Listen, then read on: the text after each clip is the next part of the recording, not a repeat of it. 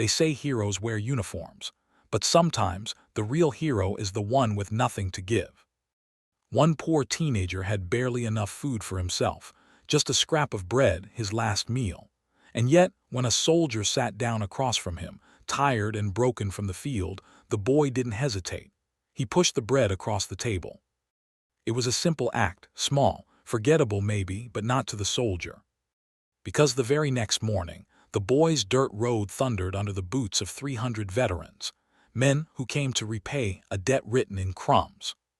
If you've got a few minutes, I'll tell you how one last bite of bread turned a homeless boy into family for warriors who never leave one of their own behind. The boy's name was Aaron, 14 years old, skin and bones, with the kind of hollow eyes that come from hunger gnawing at you more nights than not. His home wasn't much of a home at all, just a shack at the edge of town patched together with wood scraps and tin. No parents in sight. His father had been gone for years, and his mother, well, sickness didn't care how poor you were. It came all the same, and when it left, Aaron was alone. He survived on scraps, dumpster bread, bruised fruit tossed out behind markets, whatever kind neighbors slipped him when they weren't too scared of drawing attention. Hunger had become his shadow, sometimes manageable, sometimes cruel. But that night, as the sun sank and the cold bit at the edges of his jacket, Aaron knew he had only one thing left: a crust of bread. Stale, hard enough to knock on wood with, but it was food. He sat by his makeshift fire outside the shack, staring at it in his hand. He thought about saving half for the morning, thought about what it meant to have nothing left. That's when he heard the boots. Heavy, steady, the kind that weren't from a drunk staggering home or a merchant hurrying to lock up. These steps carried weight, the kind of weight you only hear from men who have marched too long and too far. From the shadows, a figure emerged.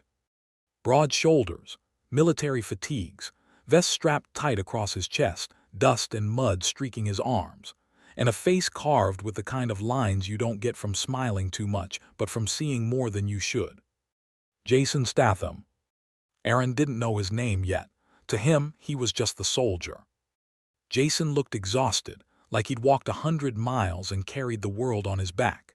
He lowered himself by the fire with a grunt, not asking permission, just settling down beside the boy, the way men do when they've fought too long to care about social rules. Neither spoke at first, just two silhouettes in the firelight, the boy clutching his bread, the soldier staring into the flames. Finally, Jason's voice cut the silence, low, gravelly, "Smells like you've got dinner." Aaron swallowed. His instinct screamed to hold the bread tighter, to guard it. Hunger makes you selfish. That's what the world had taught him. But something in the soldier's voice, tired, cracked, human, stopped him. Slowly, Aaron broke the bread in two. He held out half. His hands shook, not from fear, but from the weight of what he was giving up. Jason looked at him, eyes narrowing. Not in suspicion, more like surprise, like he couldn't believe a kid with nothing would hand over his last meal. "You sure?" Jason asked. Aaron nodded. "You look hungrier than me." Jason let out a short laugh, the kind that sounds more like an exhale than humor. He took the bread, careful, almost reverent. He chewed slowly, the crust cracking between his teeth like it was a feast. "Best damn bread I've had in years," Jason said, and he meant it. They ate in silence, sharing nothing but firelight and crumbs. But in that silence, something unspoken passed between them. A bond. Fragile, maybe, but real. When the bread was gone, Jason wiped his mouth with the back of his hand. "You got a name, kid?" "Aaron." Jason nodded. "Aaron, good name, strong name." The boy looked up. "What about you?" Jason hesitated, then answered, "Jason." For a moment they were just two people, not soldier and boy, not owner and beggar, just Jason and Aaron. Jason stood, tightening his straps, eyes scanning the horizon like men trained never to sit still too long. "Get some rest, Aaron, you'll need it." Aaron tilted his head. "Why?" Jason just smirked. "Because tomorrow's going to be different." And with that he walked into the night, boots fading into the darkness. Aaron didn't sleep much. His stomach ached, but not from hunger, from nerves, from the weight of giving away the last bite he had. He wondered if he'd been foolish, wondered if the soldier would even remember him come morning. But then the sound came. It started as a rumble, faint at first like a storm far off. The shack's windows rattled in their frames. Aaron sat up, heart pounding. Then it grew louder. Boots, hundreds of them, marching in rhythm, shaking the dirt road outside like thunder. Aaron scrambled to the door, pulling it open just as the horizon filled with movement. 300 men, veterans, marching shoulder to shoulder, boots striking the earth in unison. Some wore uniforms, some worn jackets with patches, some just the scars of old wars across their faces. But every single one carried the same presence, unshakable, unbreakable. At the front, Jason led them, his eyes locked on Aaron, steady and certain. The boy's mouth fell open. He'd given half a crust of bread, and now 300 men stood outside his shack. Neighbors peeked out from behind curtains. Farmers dropped tools. Merchants froze mid-step. No one had ever seen anything like it. The poor boy who'd been invisible yesterday was now the center of something enormous. Jason stepped forward, voice carrying like it did on the field. This boy gave his last meal to a soldier last night. He didn't know my name, didn't care. All he saw was someone who needed it more. That's honor, that's family. The veterans behind him nodded, some pounding fists against their chests in salute. Jason crouched down, meeting Aaron's wide eyes. His voice softened. You gave me half a crust, kid, but what you really gave me was a reminder that there's still good left in the world. Aaron's throat tightened. He had no words, just the firelight from last night still burning in his chest. Jason stood, turning to the men behind him. This boy isn't alone anymore. Not now, not ever. And when 300 voices shouted back in unison, the sound rattled the earth. Aaron had been poor, homeless, forgotten. But with that one act, he'd gained something greater than food, greater than shelter. Family. Aaron stood frozen in the doorway of his shack, staring at what didn't seem real. 300 veterans lined the dirt road like an army. Their boots dug into the earth with discipline, their backs straight, their eyes sharp. These weren't men who came for pity or applause. These were men who had known hardship, carried scars, buried brothers, and they had shown up for him. For him. Jasonstatham stepped forward, his boots crunching against the gravel. He was still in his fatigues from the night before, dust clinging to his sleeves. His expression was steady, but his eyes burned with something Aaron had never seen before. Not pity, not charity, but respect. You shared your last meal with me, Jason said, his voice carrying to the entire crowd. And that's something I'll never forget. But you're not just helping me. You reminded 300 men what honor looks like. Behind him, the veterans pounded their fists against their chests, the sound echoing like drums. The ground vibrated under the weight of it. Aaron's throat tightened. His fingers gripped the doorframe like he needed it to keep standing. I didn't do it for. Jason cut him off with a small shake of his head. Doesn't matter why you did it, kid. What matters is, you did. The boy swallowed hard. His stomach still hurt from the hunger, but suddenly, hunger didn't feel like the only thing inside him. Something else stirred, pride maybe, or hope. He wasn't sure yet. Jason turned, raising a hand to the crowd. Brothers, this boy is one of us now. He's family. The roar that followed was deafening.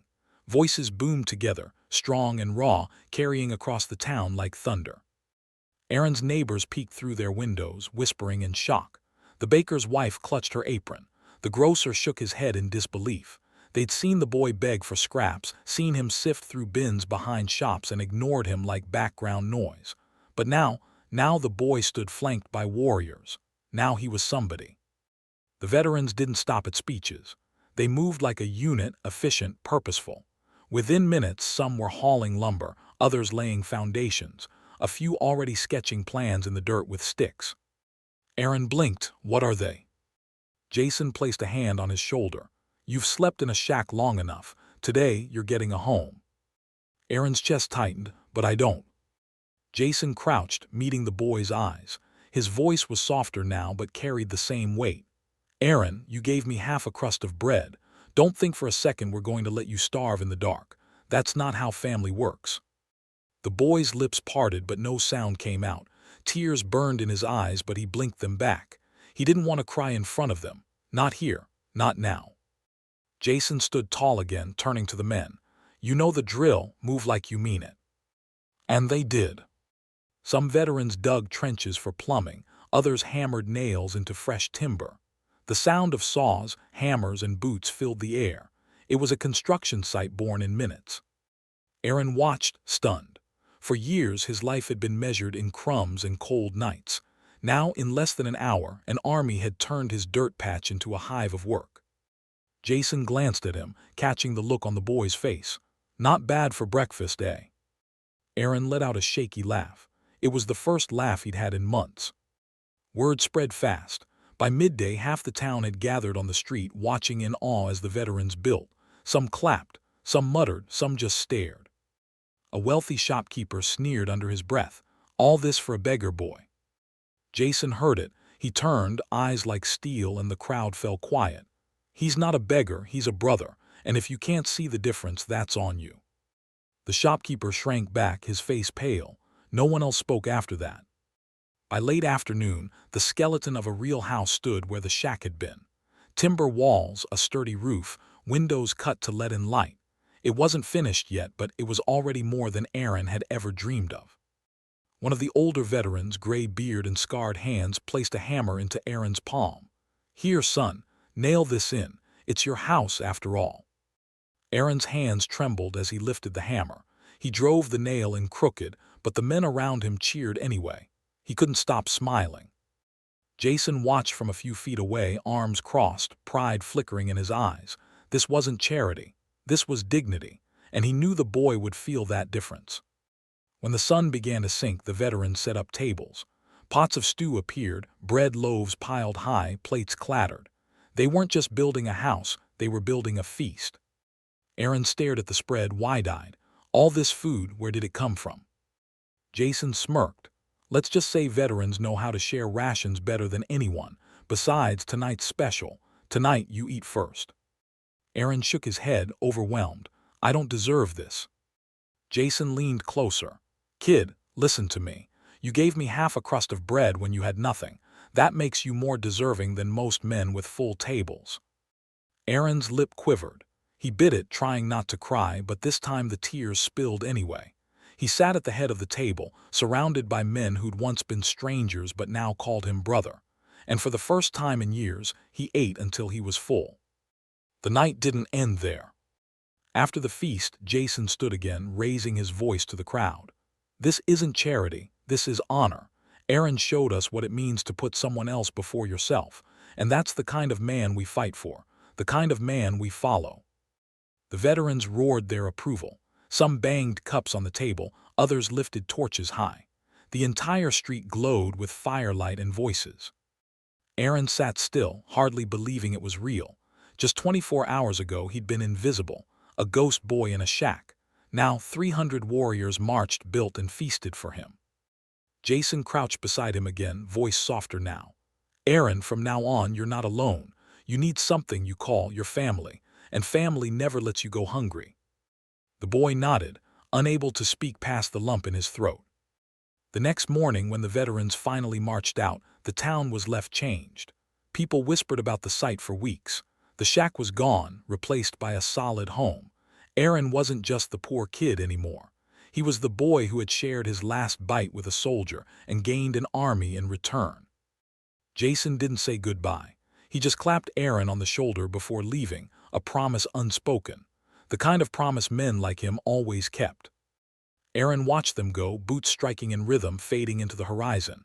His chest swelled with something new. Not pride, not even gratitude, something deeper, belonging. Because a single act of kindness had rewritten his life. And he knew with absolute certainty he would never eat alone again.